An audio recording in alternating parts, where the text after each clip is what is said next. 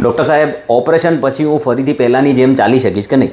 આ સવાલ લગભગ દરેક દર્દી અમને પૂછતા હોય છે અને સાચું કહું ને તો દર્દીઓને ઓપરેશન કરતાં પણ વધારે ડર આ પ્રશ્નથી લાગે છે.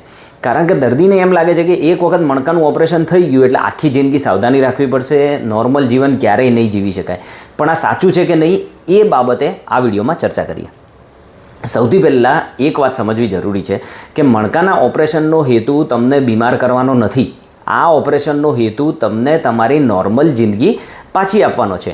ઘણા દર્દીઓ છે જે અમારી પાસે આવે છે અને કહે છે કે સર 10 મિનિટથી વધારે ઊભા નથી રહી શકાતું, 100 મીટરથી વધારે ચાલી નથી શકાતું. બહેનો છે એમ કહે છે કે અમારે જમવાનું નથી બનાવી શકતું રસોડામાં, રાત્રે દુખાવાના કારણે ઊંઘ નથી આવતી અને કેટલાક દર્દીઓમાં તો પગની નબળાઈ પણ આવવા માંડે છે.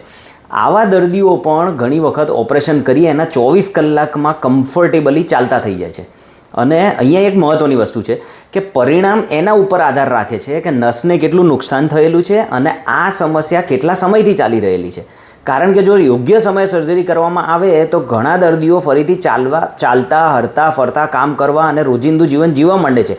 મારા ઘણા દર્દીઓ તો ઓફિસ પણ જવા માંડ્યા છે, ઘણા લાંબી ડ્રાઈવ કરે છે, એક દર્દી એસટી બસ ચલાવે છે અને કેટલાક ફરીથી પોતાના મનપસંદ શોખ પણ શરૂ કરે છે.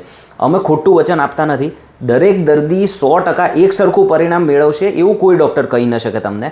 પરંતુ જો સર્જરીની ખરેખર જરૂરત હોય અને યોગ્ય સમયે કરવામાં આવે તો લાઈફની ક્વોલિટીમાં ખૂબ જ મોટો ફેરફાર આવી શકે છે. ઘણી વખત દર્દીઓ વર્ષો સુધી ડરતા રહે છે અને પછી જ્યારે અમે ઓપરેશન કરીએ ને એના પછી એમ કે ડૉક્ટર સાહેબ આટલા વર્ષો ખોટા બગાડ્યા, મેં પહેલાં ઓપરેશન મારે કરાવી લેવું જોઈતું હતું.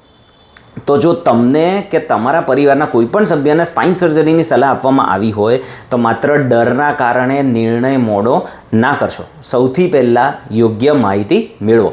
કારણ કે યોગ્ય દર્દીમાં યોગ્ય સમયે કરવામાં આવેલી સર્જરી લાઈફ બદલી શકે છે, નોર્મલ જીવન મળી શકે છે. જો તમને સ્પાઇન સંબંધિત કોઈ પણ પ્રશ્ન હોય તો નીચે કમેન્ટમાં જરૂરથી લખશો. અમારી ચેનલને સબસ્ક્રાઈબ કરવાનું ભૂલશો નહીં અને કોઈને પણ આવી તકલીફ હોય તો એમને આ વિડીયો શેર કરો. હું છું ડૉક્ટર સૌમિલ માંડલિયા. ફરીથી મળશું નેક્સ્ટ વિડીયોમાં. Thank you.